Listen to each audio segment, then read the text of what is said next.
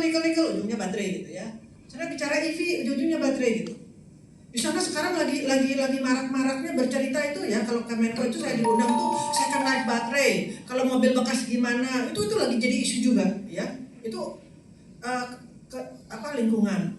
Kemudian SDM tiba-tiba meluncurkan 100 gigawatt gitu ya. Ini kalau menurut saya it's all scatters. Jadi ini belum, yang kedua itu adalah peraturan. Ini policy, kebijakan yang tiba-tiba muncul ini, tiba-tiba aturan muncul ini, industri kaget-kagetan semuanya. Itu itu jadi ada dua hal ya, satu scatters everywhere, yang kedua policy yang berubah-ubah, yang ketiga ini dari riset. Saya ini 40 tahun riset di baterai, Pak. Ya. Kalau nanya solid state, itu saya bikin solid state baterai itu 20 tahun yang lalu. Jadi bukan barang baru. Saya belajar sodium baterai itu udah 20 tahun yang lalu. Ya. Kenapa belum komersial? Itulah pertanyaannya ya. Jadi riset dengan industri itu ada namanya valley depth valley yang kenapa berbeda. Orang riset, nah ini juga nanti mungkin makanya saya undang Pak Kepala BRIN gitu. Riset itu tujuannya bagaimana mencari kebaruan, mencari novelty. Ya, novelty bukan inovasi, beda. Novelty sesuatu yang baru. Jadi kalau kami di riset itu, ayo kalau ini ditambahin sodium gimana ya? Oh ini LFP campur-campur nikel bagaimana? Ini kebaruan. Tapi dia endingnya masih publikasi, oke? Masih citasi, arahnya ke sana. Sedangkan industri, nah industri ini kita bicara industri cepat. Industri ini perlu yang ini di riset itu skalanya masih gram, miligram.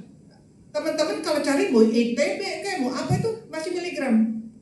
Sedangkan industri pabrik baterai bikinnya langsung ton. Itu udah sesuatu yang berbeda. Nah ini bagaimana kita menjembatani. Nah seharusnya inovasi, nah balik ke inovasi, novelty tadi harusnya dinaikkan. Bagaimana kita menjembatani ini? Kita memulai membuat pilot plan. Pilot plan di Indonesia menurut saya yang skalanya industri, yang standarnya industri belum ada. Kenapa kita harus, kalau Indonesia mau maju kita harus buat yang skala megawatt hour, tapi yang betul-betul menjembatani riset ini. Jadi teman-teman yang di riset yang sudah bagus bikin material sebagaimana, kita bisa tune in di situ di pilot ini dengan ukuran yang besar, kemudian dari situlah nanti baru kita chip in ke industri. Industri ini tidak mau nunggu. Industri ini maunya jualan. Aku tanam saham kapan, besok berhasil. Kalau aku nungguin nanti dari riset, tolong. Tuh, ya. Nah, inilah yang kenapa kita di NBRI, saya menyampaikan NBRI, saya bilang saya researcher udah lama 40 tahun. Saya lihat orang begitu-begitu aja gitu. Di NBRI kita berbeda. NBRI kita coba industri butuh apa, solusinya bagaimana, baru kita lakukan kajian, baru kita solving kan. Dan industri itu tidak mau, di riset itu 3 tahun tidak mau. Industri maunya ada masalah. HLI lagi ada masalah nih, kami diminta konsultan, minta berapa lama mas? Bahkan cuma 2 minggu ya, 2 weeks. Bayangkan kalau kita belajar dulu setahun, ditinggalkan industri. Jadi seperti itu. Nah kenapa kita ada IBS? Saya melihat gapnya begini. Mungkin kalau saya dan kawan-kawan di sini sering ke luar negeri, kami melihat kemajuan di luar negeri. Contohnya satu lagi, Vietnam. Saya diundang oleh Dubes Vietnam suruh nengok Vinfast 3 tahun yang lalu. Ya, Pak Abdi, Denny Abdi, beliau akan sekarang jadi sekjen Kementerian Luar Negeri, makanya mendukung acara IBS. Saya melihat di sana Vietnam loh, Vietnam itu kan selalu kita membayangkan Vietnam itu negara yang di bawah kita, betul ya? Under Indonesia gitu. Indonesia kan sulit. Ketika saya melihat pabrik Vinfast, di sini saya lihat betapa pentingnya mempunyai skala pilot. Jadi Vinfast itu bisa berkembang because they already started with pilot. Mereka simple. Dia bilang begini, kami bangun pilot ini bikin 1000 baterai. 1000 baterai ya, sel sehari. Kalau yang gigawatt itu jutaan. Nah skala megawatt ini 1000 baterai tapi satu motor isinya 100 baterai. Setiap hari dia produksi 10 motor, betul nggak? Ya, sebulan 3 motor. Setahun berapa motor? Ketika dia sudah betul-betul secure, dia baru membangun gigawatt hour. Jadi sekarang mobilnya sudah berkeliaran di sini. Satu kata waktu saya pulang dari pabrik itu ditanya Pak Dubes, apa? Prof, kesimpulannya apa? You know what my answer? Indonesia harus belajar dari Vietnam. Itu saja kenyataannya seperti itu. Nah yang kedua, saya baru saja ada kerjasama dengan Malaysia.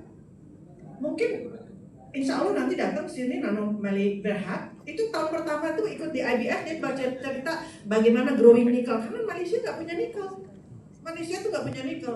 Korea nggak punya nikel. Vietnam nggak punya nikel. Kita yang punya nikel. Nih tapi kita tertinggal. Sorry to say ya.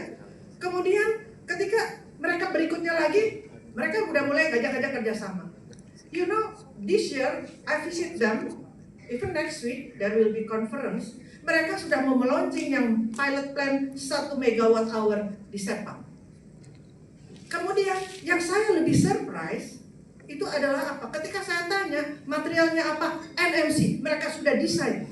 Malaysia loh, Malaysia itu nggak punya nikel gitu, tapi karena dia punya sendiri, membangun sendiri dengan teknologi sendiri, walaupun itu kecil megawatt hour, mereka yakin pakai NMC. Tapi bersyukur alhamdulillah mereka nanya NBRI. Jadi NBRI alhamdulillah teman-teman sudah bisa bikin pilot, walaupun kecil-kecilan, ya sekilo-kilo mah bisa kita bikin katoda. Mereka minta dibuatkan. Jadi saya bilang oke, saya bawa contohnya, saya bawa ke lab kami. Sekarang sedang bahkan nanti mau dilaunching baterai, walaupun baru sedikit, baterai buatan materialnya dari Indonesia, baterainya dibuat di sana. Tapi kan lebih bagus kalau dibuat di sini, betul tidak? Itulah mimpi yang nanti mungkin harus disampaikan bahwa kita harus punya itu. Kalau kita nggak punya itu, ya yang lain kita ketinggalan. Thailand juga sudah punya. Jadi begini, caranya bagaimana? Kita undang mereka suruh bicara di sini, kita belajar, ya. Jadi platform ini sebenarnya for us to learn. Untuk semua baik academician, baik pelaku teknologi Indonesia untuk belajar bagaimana negara-negara itu bisa maju. Makanya saya undang nanti Dubes Vietnam, saya undang Dubes Korea, saya undang Dubes Cina, bicara bagaimana ya negaranya bisa maju. So the place to learn. Oke? Mungkin itu dari saya. Lainnya mungkin Mas. Terima kasih. Jadi memang IBS ini wadah untuk belajar. Seperti yang disampaikan Prof. Evi, memang kita Indonesia meskipun kita memiliki resources, kita memiliki market, tapi seringkali terkait dengan inovasi kita masih sering ketertinggalan. Jadi investasi sudah hadir, market juga ada, resource ada, tapi ketika berbicara inovasi ini tidak berkembang dengan sepesat dengan industri berkembang. Sehingga di sini harapannya tentu dengan adanya International Battery Summit memang ini jadi pemantik untuk para pelaku industri, pemerintah, research institution, dan juga seluruh masyarakat untuk dapat bersama-sama membangun kapabilitas industri dalam negeri dan juga mendorong hadirnya inovasi. Makanya kami juga dengan BRIN, dengan Kementerian Investasi, dengan Kementerian Koordinator Ekonomi dan juga Infrastruktur, kita selalu berdiskusi dan juga kita berdiskusi dengan swasta bagaimana Indonesia dapat mengejar ketertinggalan ini, tidak hanya menjadi market saja, tidak hanya jadi production base saja, tapi juga ada inovasi yang lahir dari Indonesia. Nah, memang di sini juga NBRI hari ini sedang dalam proses untuk mengarah ke sana agar dapat menciptakan pilot plan. Ini kita sedang berikhtiar, harapannya semoga dalam waktu dekat juga ada kabar baik yang bisa kita sampaikan. Tentu ini harapannya Indonesia betul-betul ada inovasi yang lahir di Indonesia khususnya di bidang baterai ini. Oke, terima kasih.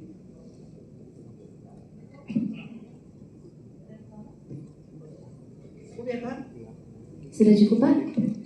Oke, baik. Ada pertanyaan lagi, satu lagi terakhir.